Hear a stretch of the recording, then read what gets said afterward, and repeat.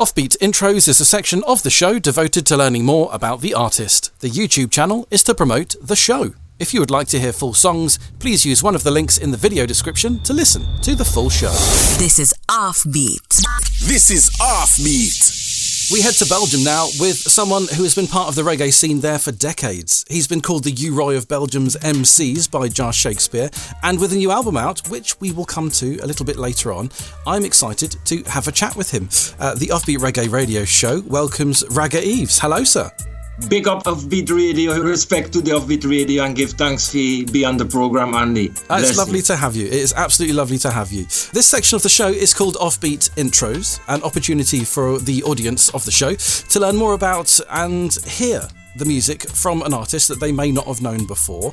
If you would like to share with us, where's Ragga Yves come from? I read that you started out in 1984 toasting. Can you talk us through your musical journey?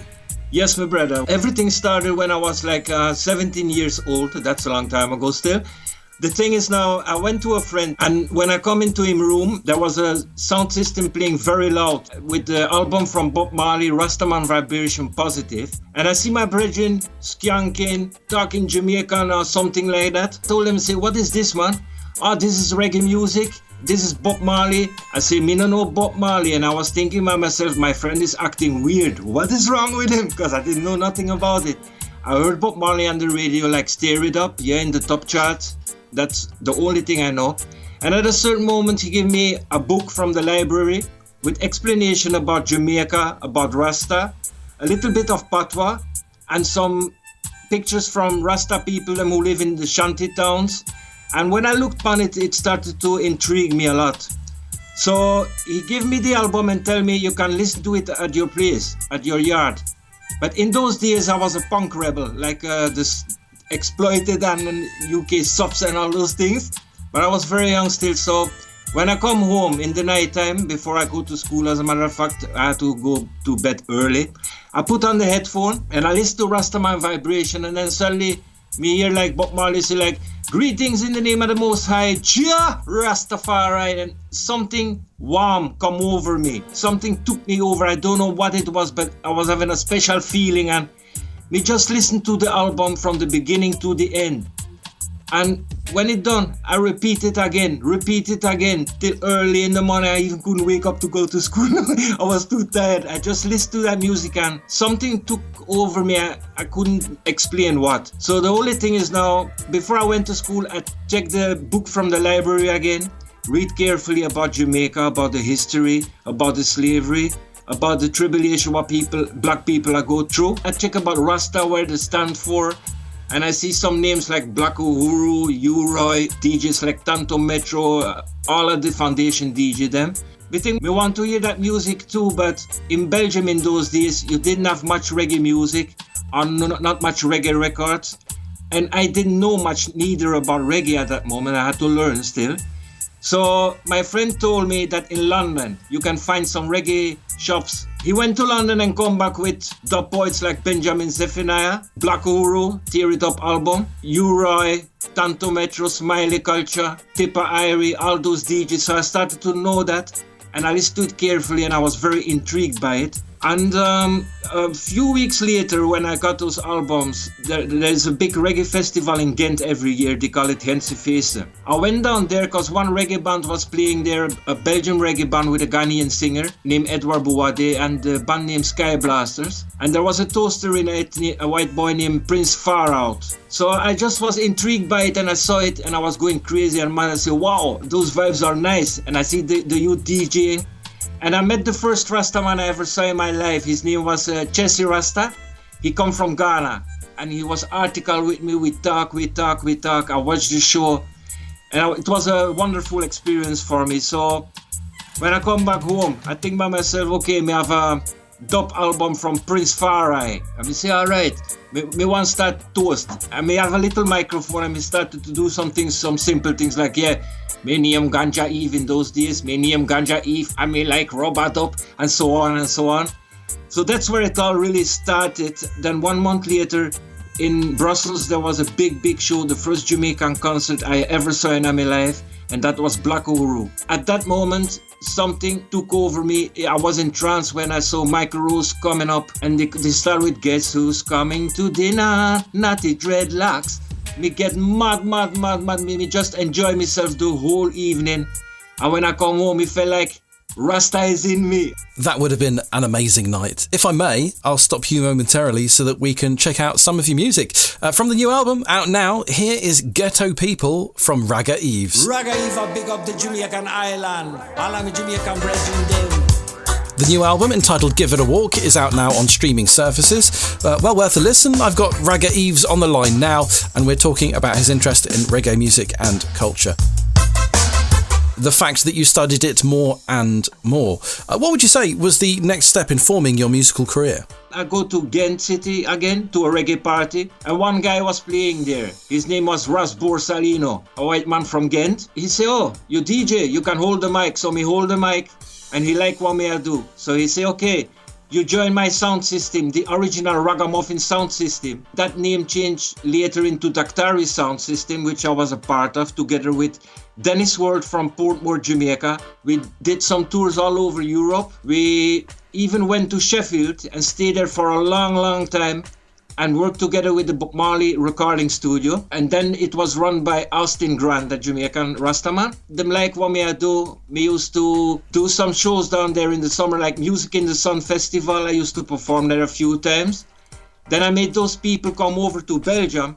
Dappa Don, Captain Morgan, may him rest in peace, DJs like Echo, and those people came to Belgium, and we did some big shows here.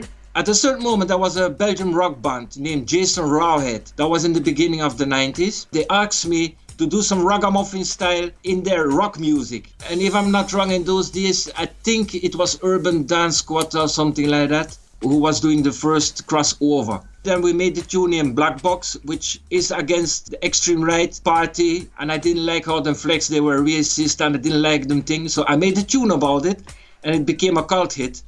So with that band and that tune, I used to tour in Hamburg, all over Germany.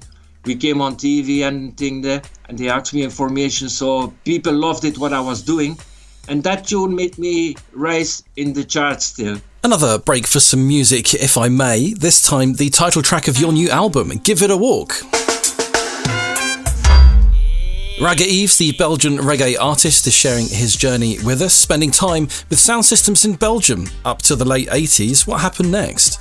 After that, I went to Jamaica in, I think the first time was 1990, and I ended up in Portmore, Newland district, because Dennis Ward from Daktari Sound System come from there, and I stayed with his family.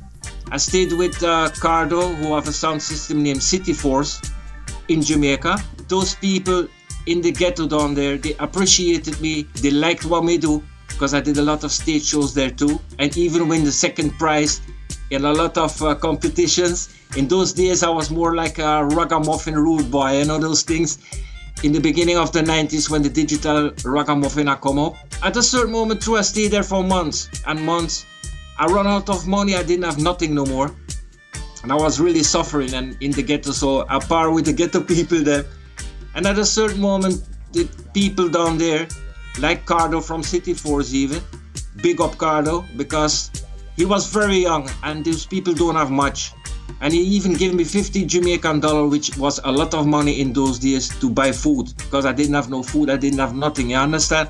I experienced a lot of hospitality down there with people in Jamaica who don't have nothing at all. They respect me that I come from foreign, but I come with nothing except my musical talent. And that's how I survived in Jamaica, as a matter of fact. It's because of Ras Borsalino. I ended up in Jamaica the first time, you understand? And the man told me, yeah, I'm going to Sentence. I never been there. So we go to Korean studio in St. Mary. We buy some dub plates for the Daktari sound down there, which was a wonderful experience too. I did some stage show in Araka, even won the second prize again. And I ended up in the UB40 studio in Araka. That was a wonderful experience for me, because I used to voice some dub plates down there too. And I even voiced a tune for UB40, which was controlled by John Pops Darling in those days. I recorded the tune, but it never came out still, but I brought it back to me in Belgium. After that experience, I went to Negril because I ran out of money again. And they told me, Daddy Spear told me that in Negril you can do some shows there in guest houses and you can earn something down there because they pay little money. When I arrived in Negril, I end up in Yacht Club. In those days, Yacht Club doesn't exist no more now, but in those days it was run by a man named Chuck from America, a very, very, very nice man. And there was a band playing all that time every evening, the band named Mighty Airwave. So when I see the band playing, I was going mad. Come and say, yo, me I want to hold the mic over here, So me talk to Chuck the owner, me say, can I please do something? He talk to the MC Jack Erlax and him say, okay, Ragga Yves from Belgium, so me can do a style. So the first style me do, people going crazy, a lot of tourists there, a lot of Jamaicans there. I'm going crazy and mad. The man tell me, the boss tell me like, okay, you can perform here every day because people they are talking about you and they love what you do. So you can have a few dollars, $100, $200 evening, which was a lot of money in those days. And you can have a plate of food from the restaurant every day. You can have drinks and you can stay in one of the guest houses. Then you have a place to stay if you perform every evening. So for months and months, and as a matter of fact, for almost years, performed down there with the Mighty Airwave every evening. As a matter of fact, down there in Yacht Club, where I stayed, I met my wife. Her name is Sheba, a wonderful, beautiful Rasta woman. I met her and she told me like, oh, you know my brother. He's living in Belgium. He have a sound named Red Alert Sound. His name is Danger. And I say, yes, that's my brethren. Because we work together once in a while. So from one thing come another, we started to have a relationship. Later, I married her. And since that day, that woman never left me. She always stand by my side, support me in everything what me I do when it comes to music and so on, you know. Big up Sheba. Lovely. Yes. In Negril itself, I also met Sugar D, who was performing in Yacht Club. Sugar D is a Jamaican DJ. And me and him recorded a tune in Lazim studio in Negril. And the tune named Africa. It's a collaboration, put it on 45.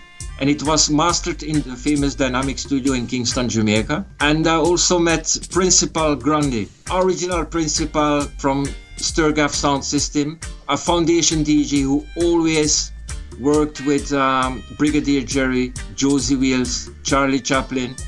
They were a combination, man. Those people, they really are the foundation of the DJ style in Jamaica itself. So he became a good friend of me. I even married in his yard, in his backyard, and do some show down there. It was a wonderful experience again. And I recorded one CD with him.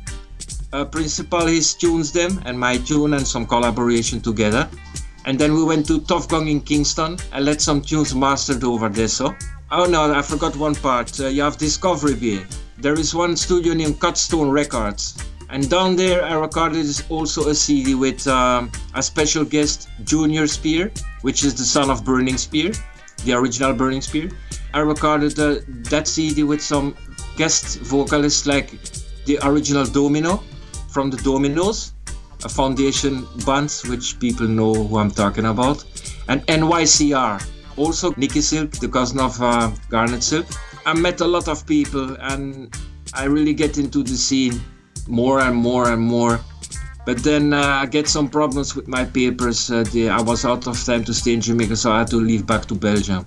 Your time in Jamaica sounds incredibly formative when it comes to your sound now. Time for another song from your new release, I think. This one is called Free Eye. Right now we are march on the rhythm of Arky Starch. Just come together, done this separation. The third and final track that we're going to play from your new album in this show. Still talking to Ragga Yves. Where we left off, you were just coming back from Jamaica. So once I come back in Belgium, I'm gonna keep it short for that because it's not really much to talk about. I get a serious accident. I was in coma for a long time. I lost my memory for a long time. Oh, wow. It took 7 years to revalidate, and they told me I would never come good again. But the Most High work in a mysterious ways. So God never failed me, you understand?